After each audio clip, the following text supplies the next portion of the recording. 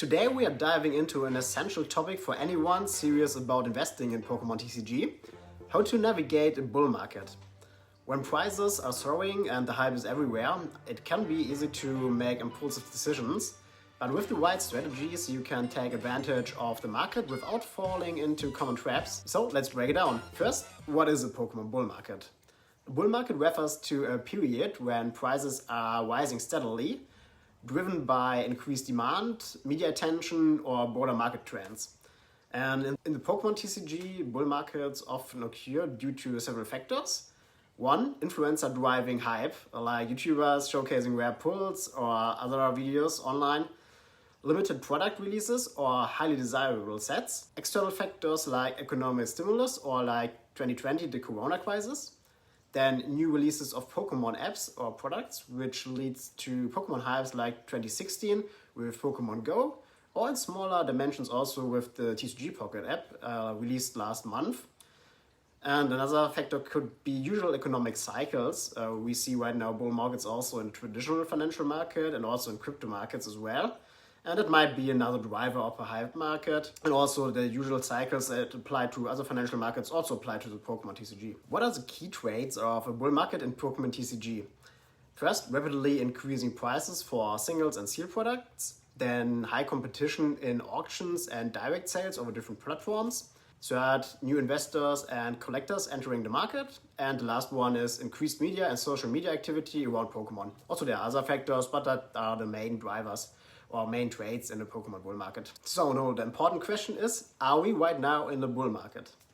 Concluding the factors we just discussed, we can definitely say that we are in the bull market right now. And we have been also for the last few months. And I think it was a combination of many factors, starting probably in late 2023 with the release of 151, which brought back many of the old school collectors. Also I joined then, just over a year ago again to the hobby. And also the increase of influencers on social media, YouTube, TikTok, and especially on Whatnot, the whip and chips. The whip and chip stuff drove the market higher. And now we're slowly entering the hot phase of the bull market, which we can see on the videos where scalpers start buying every Pokemon set and hoard it. I will show you here some of the videos. It's really crazy. And they sit on it like precious gold, and it's really crazy right now. But I think it's just get started. So prices of new sets going crazy also, like Surging Sparks and Prismatic Evolutions. Everyone want to get their hands on some of the new sets, and nearly all sets rise in value. I saw this in the creation of my videos where I researched every Scarlet and Violet set, and also the 50 most expensive Pokemon sets of all time. I'll link both videos in the description. And there the value of nearly all of the sets gone up between 5 to around about 25% in even 1 month. If it continue in this pace, then we will see crazy values. How long this will last in general is not safe, but as next year a lot of very cool new sets will be released, like Team Rocket, 151 Blooming Waters, or even Prismatic Evolution, which we just saw the Japanese version released. I'm sure that the hype will continue in the first quarter of next year. And I also see a high probability that it continues up to spring 2025. But to make an exact prediction is impossible. So let's enjoy it as long as it will last. And let's see how long it can go. We will now take a look at some strategies for navigating the bull market. And we start with the first one, which is avoid emotional buying. One of the biggest mistakes you can make in a bull market is getting caught up in the hype. And here's how you can keep your emotions in check. First, stick to a budget. So set a limit on what you're willing to spend and don't exceed it. Second, do your research. Look up historical prices for cards or products you're taking an eye on. And are they truly worth the current price, or are you paying a premium for the hype? And then the next one is to just be patient. So the prices will come down after the hype, but we don't know how long this will take. It can be surely over 1 year. But if you're not chasing a great card, waiting can save you money. And otherwise, just check if the card already gone up extreme amounts or make a 5x in value, then don't buy it. The second strategy is to focus on long-term value. Not every card or product is a good investment during the bull market. You need to prioritize the items with long-term appeal. So, vintage cards first, like base set, new, EX era. These cards tend to hold the value better than the modern sets. And right now, maybe buying Team Rocket cards could be a good choice, since demand will surely increase as soon as the new set is released at the beginning of the next year. And so, yeah, maybe this is a good fit. Second are the high-grade cards, like PSA 9 or PSA 10 cards, and they usually are safer bets for long term, as they are limited in supply, but avoid cards which are very hyped right now and already make a 3x or more on their value compared to 1 year ago. So stay away from these ones. And then third, iconic cards like Charizard, Pikachu and other fan favorites. These are more likely to retain demand over time, but again, don't buy cards if they already rose the multiply of their prior value. The third strategy is to diversify your investments.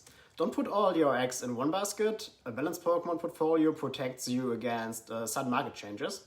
And so the first one you can consider is singles versus sealed products. The singles are more volatile, while the sealed products like booster boxes, ETBs and so on often grow steadily over time. So right now, many of the Scarlet and Violet sealed products are still affordable, like Twilight Masquerade, booster displays, so maybe it's a good time also for a long-term investment. Then second, modern versus vintage cards, or modern sets versus vintage sets. The modern sets can skyrocket during hype, but vintage products provide more stability. And then the third one are graded versus war cards. Graded cards are safer investments, while war cards require grading to unlock their full value, and also mostly they are not so liquid. And so yeah, it's better to stick with graded cards in my opinion, but it's up to you. The fourth strategy is to sell strategically. A bull market is the perfect time to offload cards you no longer want or even need. So capitalize on demand. Popular cards will fetch higher prices during a bull market, so it's a good time to sell them. Then set price goals. Decide in advance what price you're willing to sell at and then stick to it. And also reinvest your profits. Use your proceeds to acquire long-term investments or upgrade your collection as you would like to. And then the fifth and last strategy is to beware of FOMO. Stands for fear of missing out, and it's easy to panic when you see prices rising quickly, but buying out of fear can lead to bad decisions. So understand the cycle. Markets rise and fall. Don't assume that every price increase is permanent. And as I told you in the beginning, we are right now entering the hot phase. And then the second one is avoid overpaying. If something feels overpriced, it probably is. So trust your instincts in the data. And as I already told you, if it did make already 3 or 4 or 5x or even more, then don't touch it. And yeah, maybe it's, if you have the card, then sell it, but don't buy at this price. Okay, next we take a look into the risk in a Pokemon bull market. The first one is market corrections. So the bull markets don't last forever. Prices can drop sharply if the hype fades or the supply increases, for example through reprints. And especially for the modern sets, the reprints are very likely to occur. Avoid over-leveraging your finances in general and holding to assets or cards with intrinsic values like rare cards which are graded or sealed vintage products. Then second, counterfeit products. With rising prices, counterfeit cards and resealed products become more common. So protect yourself by buying from reputable sellers or platforms. You do not want to have like a batch of G.I. Joe cards into your sealed products. And you can also use authenticating services like PSA to grade high card values or buy these cards, but also take care here since there are some fake cards also out there. Then third, overexposure to a single market. Putting all your money into Pokemon during a bull market is risky since the prices can go steep downwards after the hype has settled. So better set yourself a spending limit and buy only cards you want to own long term. If you see Pokemon also as an investment, then also diversify to other markets like stock market or crypto or something like this. Now on the other side, there are also some opportunities on the bull market. First one is upgrading your collection. A bull market can be a perfect time for you to sell some of your cards you do not want to keep anymore. And the prices are high because of the high demand and some cards going really crazy in value. And if you own one of them, you might want to sell them now. and use the money later on to buy cards after the hype settles down, or buy cards which you wanted for a long time, but stick to those cards that have not seen a large price increase yet. Then second, networking and community growth. In bull markets, more people entering the hobby. That means that more opportunities there to connect with other collectors and investors. So you can join like Facebook groups, Discord servers, or local events to expand your network. And then the third opportunity, identifying undervalued products. Even during a bull market, there are deals to be found. So you can look for sets or cards that haven't caught the hype yet and buy these, which you already wanted to own for long term.